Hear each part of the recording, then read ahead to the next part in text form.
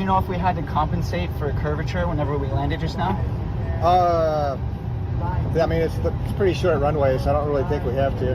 Did you have to compensate for curvature? So no compensation for curvature whenever we're flying now? I mean, with the short routes we do, no. Do you have to compensate for curvature? No. You don't? Nope. Okay. So we don't compensate for the curvature whenever we're landing. We don't do anything and with then curvature. we don't do anything when it comes to the motion of Earth. Curvature is...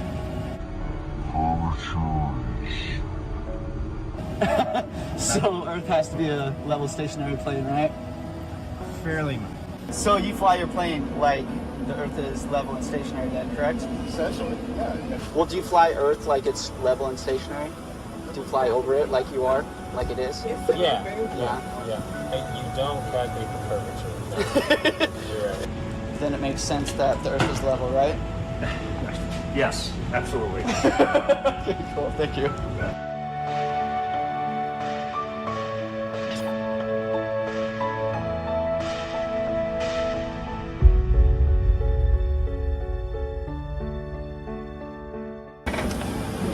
Thank you for getting us here safely, first of all. Of course. I think you have one of the coolest jobs probably ever.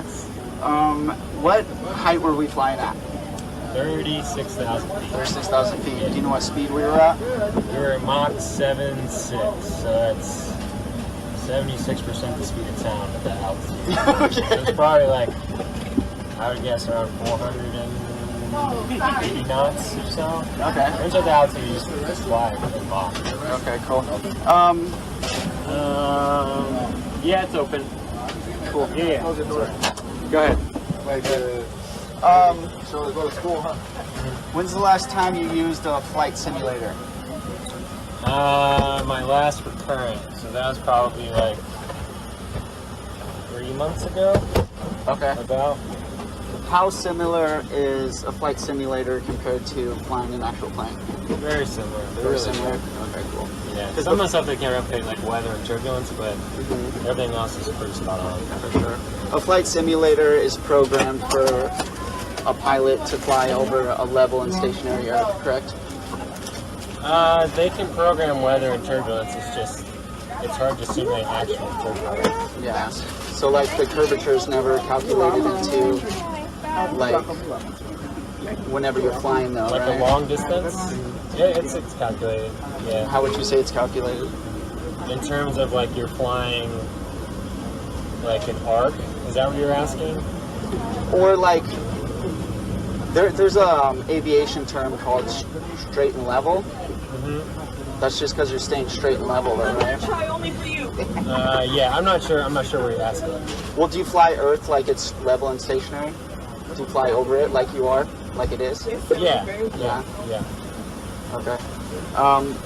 Your rate of descent? We're at like 36,000 feet. It takes like probably, what, 100 miles to land, 120 miles to land?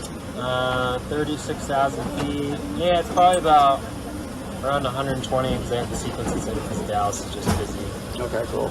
Cool, back So we're losing about 1,000 feet every 3 nautical miles, give or take? Yeah, that's about a good average. Okay, cool.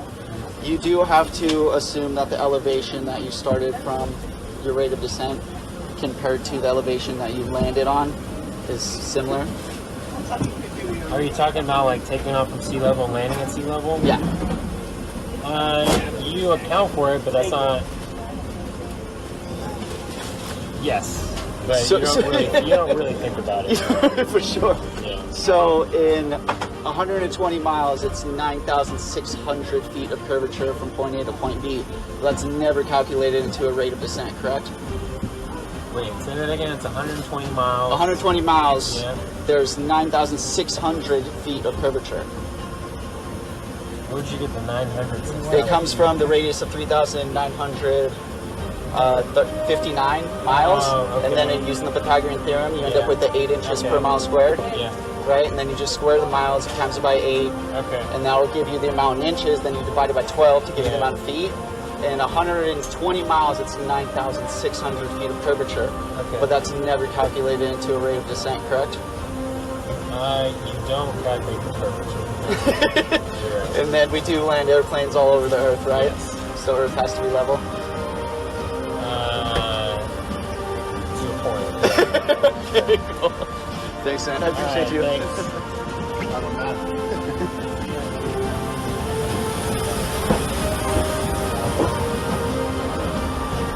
You heard it, ladies and gentlemen. It's flat. It's flat, baby.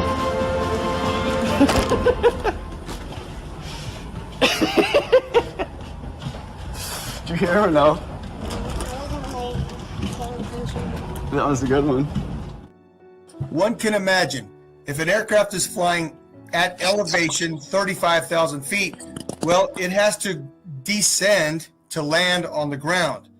Well, it's still flying in the air. It's not going to point its nose straight down and go straight to the ground. No, it's got to gradually descend from altitude down to zero.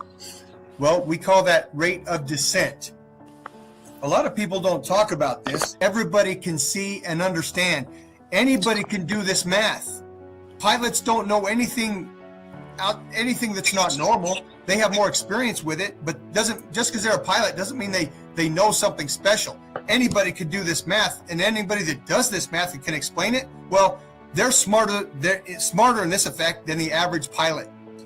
And the fact that at no educational level is anyone ever taught the Earth curvature equation. You don't get it in preschool, you don't get it in elementary school, you don't get it in middle school, you don't get it in junior high, high school, university, undergraduate work, postgraduate work, doctoral work. You don't get it. Talk about it. Because it doesn't exist. Don't waste any more time. Visit the links above now and order my book 16 Emergency Landings Proving Flat Earth. Visit my online store now and order the new enhanced Gleason's Flat Earth map. This map used to be in every school and library in the nation before NASA was created in 1958, when the maps were ordered removed. Have your Gleason's map hanging on the wall in your house where no government can take it down. Here you see it hanging on a wall in the house of the late Charles K. Johnson. Here is a quote from the book 1984 by George Orwell. Every record has been destroyed or falsified, every book rewritten, every picture has been repainted, every statue and street building has been renamed, every date has been altered, and the process is continuing day by day and minute by minute. History has stopped. Order your map now.